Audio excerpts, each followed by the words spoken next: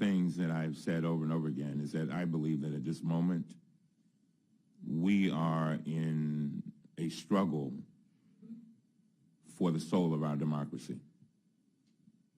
And listening to you gentlemen here today, it just reiterates it. I've said many times to reporters that one of the reasons why we wanted to raise this on a bipartisan basis and raise these issues early is because we wanted to avoid some problems in the future. Can you all help me with that date?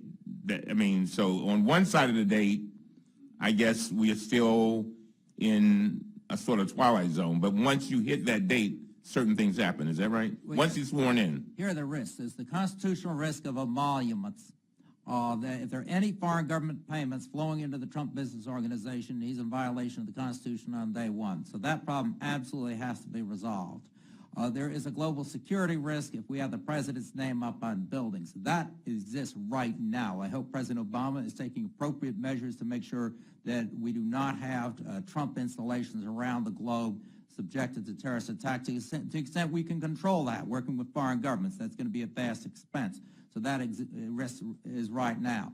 The quid pro quo problem. Anytime anyone combines discussion of Trump business with official United States government business, there's a risk of the inference of a quid pro quo, which is solicitation of a bribe. We cannot have a situation where a foreign diplomat calls up the president-elect or anyone else to try and conduct relations with the United States, and the question comes up, well, how about those ugly windmills that are too close to the golf course? Whoever goes down that road with those types of conversations could get themselves in a situation where they appear to be soliciting a bribe. Obviously, after January 20, people are now in power, and that could be a lot more powerful, more convincing criminal case that could be started if someone started to talk quid pro quo.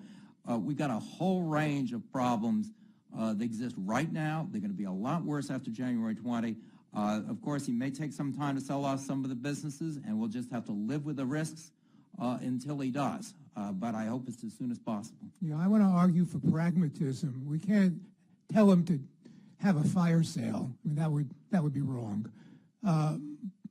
So we will have to live with several months of emolument clause violation. One antidote is for Mr. Trump to put all of his profits from foreign government expenditures that he is entitled to by virtue of his own investments into some charitable entity.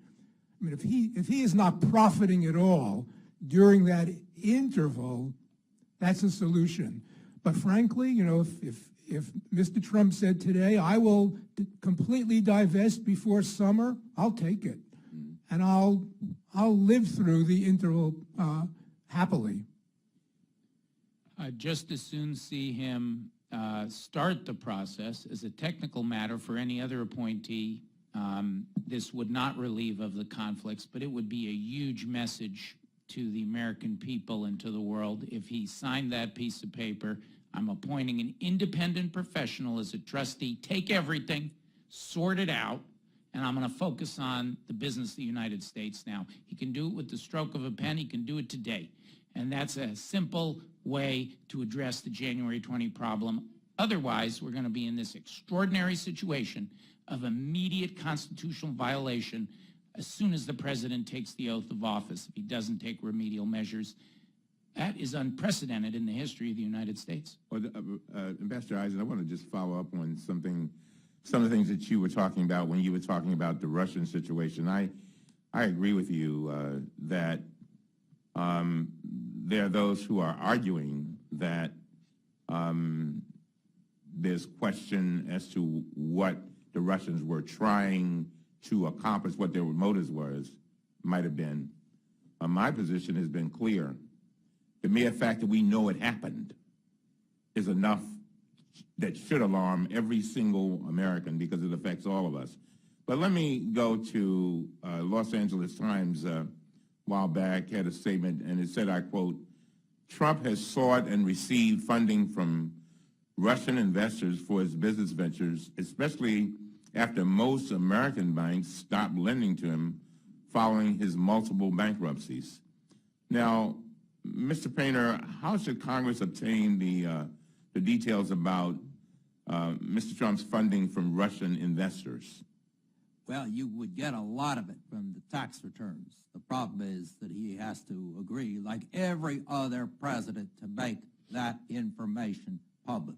If he does not, I have urged that there be an amendment to the financial disclosure rules as I outlined, where you specifically say this is what I am getting in terms of income, this is what I owe to people in Russia, directly or indirectly. I don't care if the debt's at the corporate level or at the personal level. And by the way, on the current 278, it's only the personal debt that is disclosed.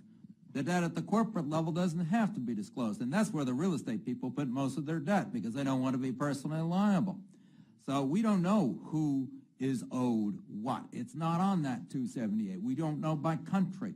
I think you may end up having to amend the disclosure statutes if it comes to that. But the president should be voluntarily disclosing what every other president has, which is his tax returns, and we would know that information if we had the tax returns, and the American people entitled that information as well.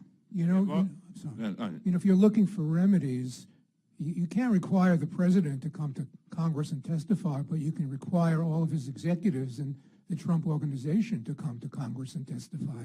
You can ask them about those questions.